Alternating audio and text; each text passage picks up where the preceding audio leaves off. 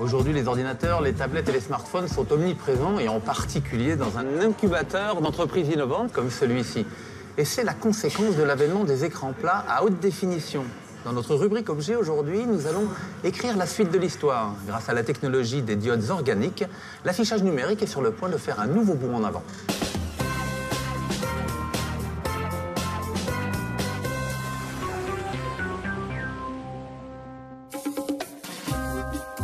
Les écrans nouvelle génération seront plus fins, plus lumineux, plus contrastés et même souples grâce à des millions de points lumineux d'une toute nouvelle technologie, les diodes organiques, autrement appelées OLED. Dans le design, l'automobile ou l'éclairage, l'OLED ouvre de nouvelles perspectives éblouissantes. Sa souplesse permet d'imaginer dans le futur des carrosseries lumineuses ou bien même une télé qu'on pliera comme une feuille de papier. Si cela ressemble à de la science-fiction, beaucoup d'objets n'en sont qu'au stade de prototype. Et pourtant, certaines applications existent déjà. Le monde de la télévision a déjà succombé aux OLED.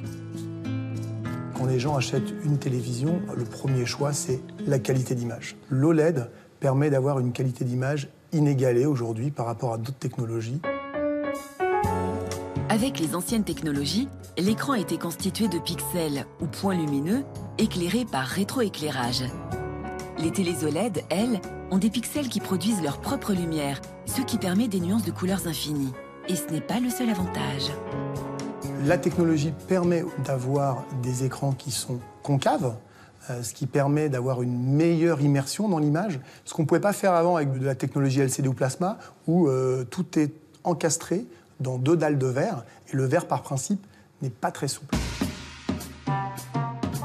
La technologie OLED s'applique aussi aux smartphones, ce qui permet de rendre leurs écrans moins fragiles.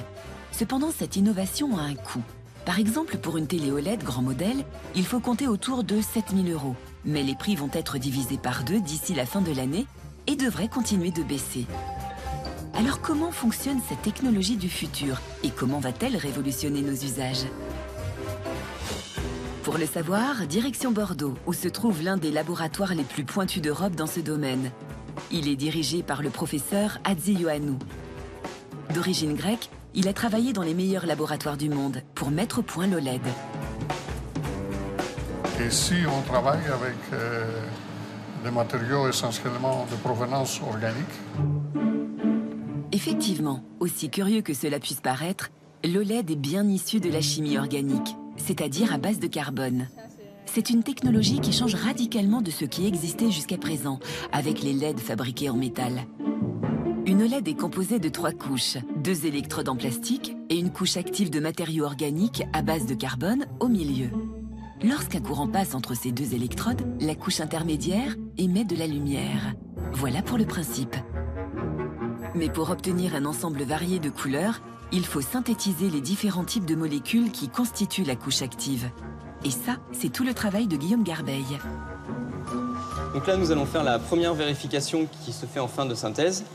Il s'agit de regarder la couleur qu'ont nos composés. Donc, afin de masquer les lumières parasites, on va utiliser cette boîte. Et donc là, on va pouvoir voir directement leur couleur.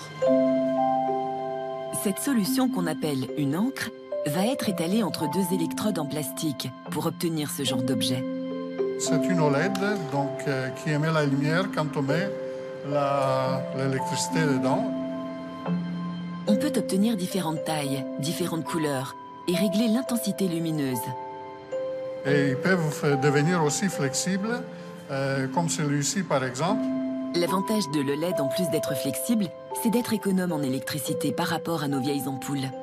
La lumière aujourd'hui, quand il fonctionne longtemps, si on met la main dessus, c'est comme un grille-pain. Et ici, ça fonctionne maintenant à quelques moments et elle n'est pas chaude. Ça veut dire que l'énergie électrique se transforme en lumière, c'est qu'il y a moins de pertes. Qui dit moins de pertes, moins de consommation d'énergie. C'est plus que révolutionnaire. Il reste encore des choses à améliorer, notamment la fiabilité de ce dispositif. Car l'OLED se dégrade au contact de l'eau et de l'oxygène. La science en laboratoire maîtrise la fabrication de l'OLED à petite échelle. Et le grand défi, c'est le passage à l'industrialisation. En France, une seule entreprise y est parvenue. Et elle se trouve à Toulon. David Gabory, l'un des directeurs, croit dans le potentiel infini de l'OLED. faut bien comprendre que de la lumière, pour éclairer ou se signaliser, on en a besoin partout. Et donc là, le fait d'avoir quelque chose d'extrêmement fin, conformable, flexible, comme vous allez pouvoir en mettre un peu partout, presque comme un scotch, et qui éclaire réellement, va révolutionner beaucoup de choses. Produire des OLED est très contraignant et pose de nombreux défis. Il faut obligatoirement une salle blanche où les taux de poussière, de température et d'humidité sont contrôlés en permanence. Nos machines fonctionnent sous vide spatial. On a des matériaux qui sont hyper oxydables. Cette matière ne doit absolument pas voir l'oxygène. Donc c'est pour ça qu'on est sous vide spatial et sous azote. Créer du vide spatial est une prouesse technologique. Dans le vide spatial, il n'y a aucune matière, ce qui permet d'éviter tout grain de poussière pouvant abîmer l'OLED. Mais cette technologie de pointe coûte cher. Le prix est induit par l'outillage qu'on est obligé de mettre en place pour produire cette OLED, la machine que vous voyez ici, qui est une machine extrêmement chère, entre 10 et 40 millions. La start-up lancée il y a 7 ans n'est pas encore bénéficiaire, mais l'avenir est prometteur. Il faut forcément travailler avec énormément de passion. Vu l'énergie que vous êtes obligé d'y amener, on est sur des choses qui sont innovantes, où on a l'impression qu'il y a tout un monde à découvrir. Les applications immédiates les plus simples sont dans le monde du design haut de gamme. Ce lustre à base d'OLED est installé dans un cabinet de notaire parisien. Ce qu'il faut comprendre d'abord, c'est la différence structurelle entre les sources d'éclairage classique et l'OLED.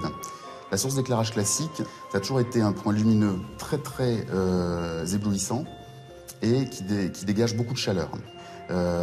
Aujourd'hui, l'OLED, c'est le contraire. C'est une lumière qui n'éblouit pas, qu'on peut regarder en face. Ça ne dégage pas de chaleur. Ça implique que jusqu'à présent, les designers, pour des raisons de protection de la chaleur et surtout d'éblouissement, pour générer une lumière qui est agréable physiologiquement, dessinaient des abat-jours. Que l'OLED, c'est la disparition de l'abat-jour. On ne dessine plus de la matière, on va dessiner et sculpter de la lumière. Design, économe en énergie, ultra plate et flexible, l'OLED va envahir notre quotidien. C'est la star incontestée des technologies d'aujourd'hui et de demain.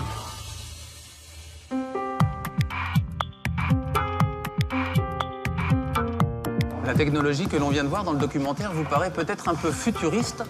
Pourtant, sachez que les écrans tactiles, souples et fins comme une feuille de papier, arrivent bientôt sur le marché et c'est notre bref du web. Ultra flexible et ultra fin, voici ce que pourraient être nos futurs smartphones. Les géants européens et coréens de l'électronique rivalisent d'imagination pour inventer l'avenir de nos écrans.